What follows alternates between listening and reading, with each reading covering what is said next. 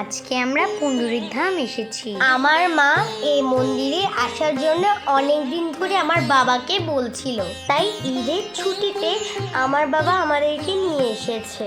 গেটের কাছেই আছে একটা বড় পুকুর। পুকুর ঘাটের সামনে লক্ষ্মী ও নারায়ণের যুগল মূর্তি আছে। এই মন্দিরের কথা অনেক শুনেছি, ছুটিতে আজ পরিদর্শনে আসলাম। সাথে আছে আমাদের পরিবারের সদস্যরা। গেট পেরিয়ে একটুখানি সামনে গেলে দুইটি বিশাল বিষ্ণু মূর্তি রয়েছে। এটা মন্দিরের প্রবেশের মেন দরজা। গেটের ভিতর আরেকটি পুকুর রয়েছে।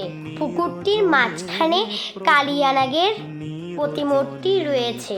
পুকুরটির অপর প্রান্তে একটি গোশালা রয়েছে।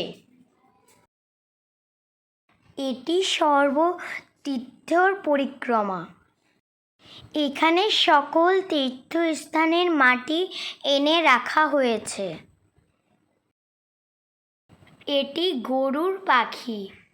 মন্দিরের দেয়ালে দেয়ালে এই ধরনের অনেকগুলো এরকম ভাস্কর্য আছে। মন্দিরের ভিতরে একটি ছোট্ট বিক্রয় কেন্দ্র রয়েছে।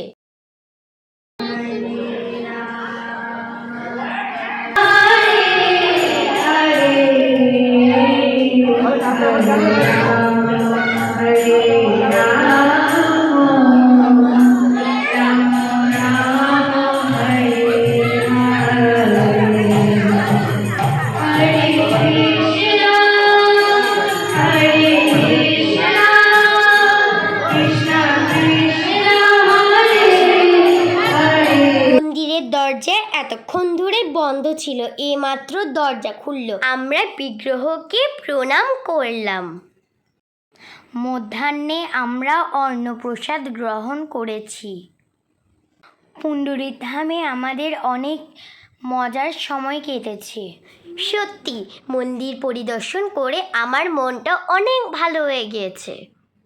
এবারের মতো বাড়ি ফিরে যাচ্ছি, আমি আবার আসব। সবাই ভালো থাকবেন, সুস্থ থাকবেন। Bye bye.